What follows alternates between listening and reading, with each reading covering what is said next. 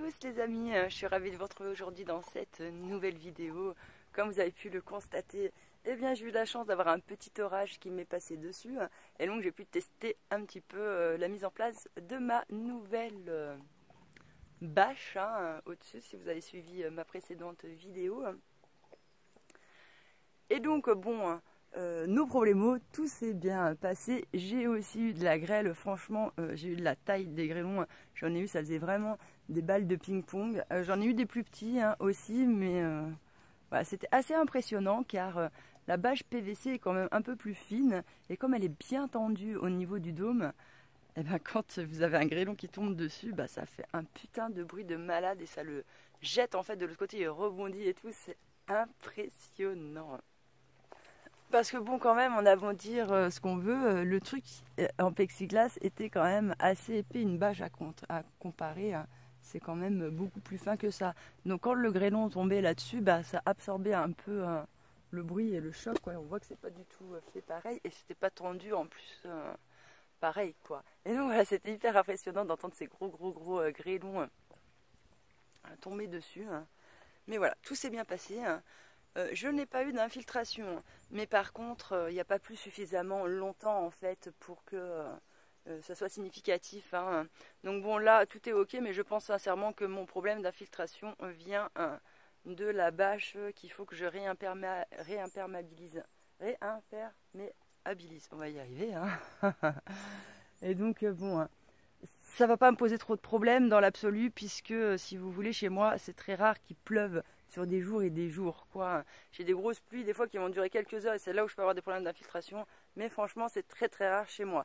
Donc, je n'aurai pas à avoir trop de problèmes, en fin de compte, jusqu'à l'été prochain, et l'été prochain, je réimperméabiliserai. Oh, je vais pas y arriver, hein. Réimperméabiliserai ma serre. Putain, c'est le matin, les amis. Je crois que mon cerveau, il n'est pas réveillé. Il y a trop de choses en tête et du coup, il a du mal à faire concorder les choses. De la yourte. Bref. Ma seule petite crainte, en fin de compte, ça va être essentiellement cet hiver. Si cet hiver, il y a beaucoup de neige, ben, je peux avoir des infiltrations parce que, si vous voulez, avec la chaleur...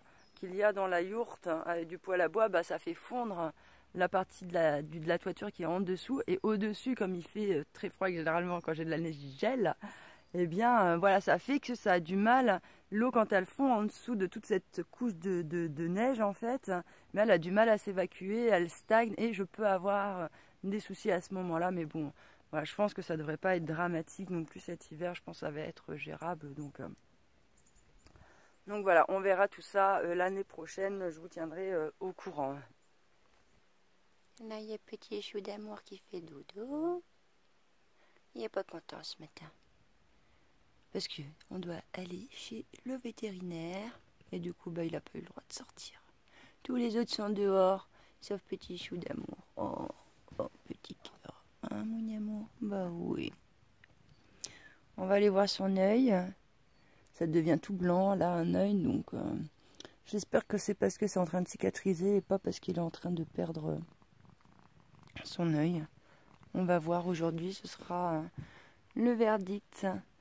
Alors j'ai un truc super cool, là, j'ai mon voisin qui est passé, mon pote paysan, qui est passé m'apporter du grain pour mes poules, il est trop mignon, parce que c'est souvent, moi je donne des œufs, j'ai un peu trop de poules pour... bah voilà, pour consommer tous mes œufs. Et puis en plus de ça, en fonction de quel protocole alimentaire je suis, je mange plus ou moins d'œufs et tout ça, donc ça varie. Et puis mon fils, quand il est à l'internat, bah, fatalement, voilà, on mange moins d'œufs aussi. Donc j'en ai souvent pas mal, et c'est vrai que j'en donne aux voisins, j'en donne à mon paysan et tout ça. Bref, voilà, ça fait toujours super plaisir, franchement, quand vous offrez des œufs aux gens, les gens ils sont toujours hyper contents, c'est vraiment un petit cadeau... à faire comme ça qui fait toujours plaisir, et moi franchement ça me fait super plaisir de leur offrir et de les rendre contents, quoi. Voilà, ça me fait plaisir de leur faire plaisir, donc tout le monde est gagnant dans l'histoire, c'est cool. Mais mon paysan, à chaque fois que je lui donne des œufs et tout ça, je vois que ça le met un petit peu mal à l'aise. Il me dit oui, mais tu les payes, tu payes le grain, tu payes tout et après tu me les donnes, mais bref, il est vraiment très mal à l'aise avec ça. Et en fait, comme je lui dis, si c'était une question financière et que ça me posait un problème. En fait, je diminuerais mon cheptel, je payerais moins cher mon grain et j'aurais moins d'œufs et ça irait en fait. Et je n'en donnerais pas, hein. Si je le fais, c'est que j'y suis en capacité de le faire. Sinon, voilà quoi. Bref, il est trop mignon, hein. Quoi qu'il en soit, eh bien, il m'a apporté un gros sac de blé. Alors chez moi, les paysans, comme ils cultivent beaucoup de blé, ils donnent aux poules du blé. Et puis les poules sont en liberté après dans les hameaux, etc. pour trouver le reste à manger. Moi, étant donné qu'elles sont quand même parquées, même si elles ont encore un gros enclos qui fait 700 mètres carrés, elles ont largement de quoi se balader, hein. D'ailleurs, moi j'ai toujours de l'herbe sur le parcours de mes poules parce qu'elles ne sont pas assez nombreuses pour empêcher l'herbe de repousser. Mais j'ai peur qu'elles ne trouvent pas toute la nourriture dont elles ont besoin. De plus de ça, j'ai quand même constaté qu'en changeant d'alimentation des poules, franchement, la ponte, ça n'a rien à voir. Alors vous me direz, moi, je m'en fiche, puisque elles pondent tellement que je suis obligée de leur donner. Mais bon, quand même, quoi, je préfère leur donner voilà, des aliments qui sont bien équilibrés, que je paye un peu plus cher, et voilà, avoir des pontes correctes. Surtout qu'en fait, le plus important, c'est d'avoir des pontes suffisamment de ponte en fin de compte l'été quand il fait très chaud et l'hiver quand il fait très froid, là où elles vont pondre un tout petit peu moins. Donc à ce stade là, voilà, l'hiver ça me permet d'avoir suffisamment d'œufs et de pouvoir encore en donner un petit peu. Et voilà, comme je vous dis, ça me fait une marge de manœuvre si le cas échéant j'étais en problème voilà, s'il y avait trop d'inflation sur le prix des grains, hein, et que je ne pouvais plus nourrir mes poules, et je pourrais être en capacité de diminuer mon cheptel et d'avoir suffisamment d'œufs en fin de compte pour moi. Et donc du coup, voilà, je me retrouve avec un gros sac de blé, donc bon, donner quelques poignées à mes poules, elles sont toujours contentes, tout va bien, mais j'ai mon pote Gigi qui se retrouve en galère un petit peu au niveau de ses céréales, parce que d'habitude il les achète chez un paysan, et vous allez quand même halluciner les gars, et d'ailleurs, soit disant passant, je dis les gars, mais vous savez, bientôt je vais tous vous appeler les meufs, et ouais, parce que vous êtes 49% de meufs à suivre ma chaîne YouTube, et il y a quelques années en arrière, au début, c'était 20 à 30% quoi. Et d'habitude, on dit que si jamais on ne fait pas de chaîne de maquillage, de beauté, de coiffure, eh bien, voilà, les chaînes YouTube font très peu de pourcentage au niveau des femmes. Et donc, du coup, je suis très flattée de voir qu'il y a autant de femmes qui suivent ma chaîne et qui ne soit pas une chaîne beauté, etc. Donc, voilà, messieurs, sachez qu'il y a énormément de femmes qui s'intéressent à tout ça, quoi. Donc, vous n'êtes pas les seuls. Et donc, comme je vous disais, donc... mon pote Gigi, là où il a acheté ses céréales, si vous voulez, eh bien le mec, il est en galère cette année, il n'a pas eu de surplus et même lui, il est obligé de l'acheter. Sachant qu'avant, il achetait les céréales 22 centimes le kilo et que maintenant, c'est passé à 66 centimes le kilo. Donc préparez-vous quoi. On va se prendre une inflation de fou dans pas longtemps et on sait qu'en plus tout ça, c'est construit, bien évidemment.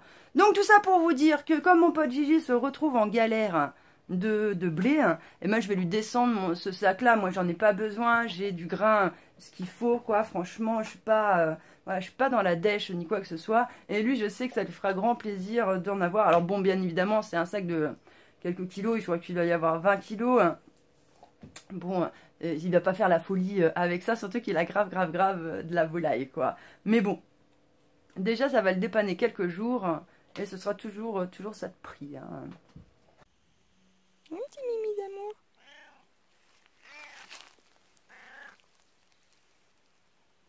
Et oui.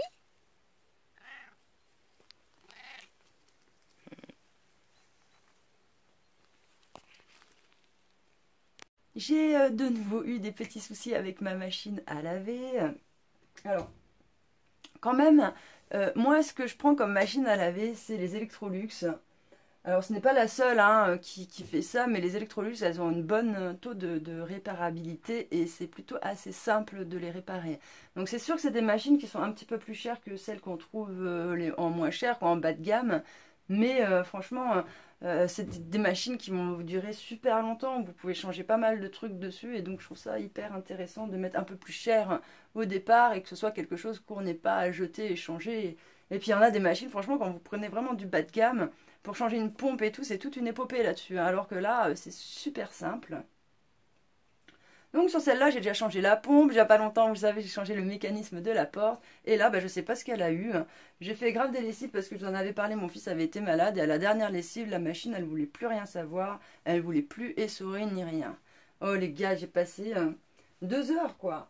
À tout testé. J'ai tout vidé ce qu'il y avait dedans, essayé de vidanger, machiné, essayé de relancer l'essorage. Elle voulait rien savoir. J'ai ouvert à l'intérieur, j'ai tout enlevé, tout rebranché, tout machiné, tout truqué, à rien. Elle voulait rien savoir. Bref, au bout d'un certain temps, ça m'a saoulée. Je l'ai laissé. Et le lendemain matin, je me suis dit, ben, je vais tester, quoi.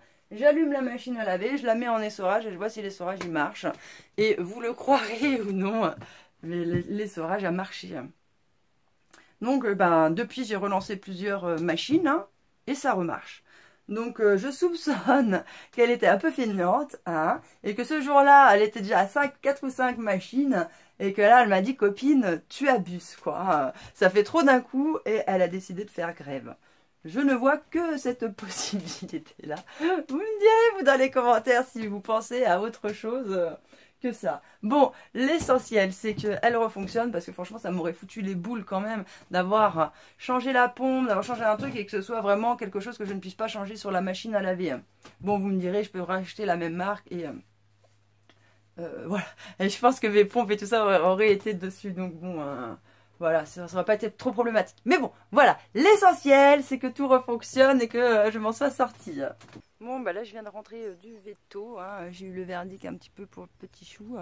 Donc bon, bah j'avais bien vu que son œil, ça avait évolué. Mais malheureusement, ça n'a pas évolué dans le bon sens.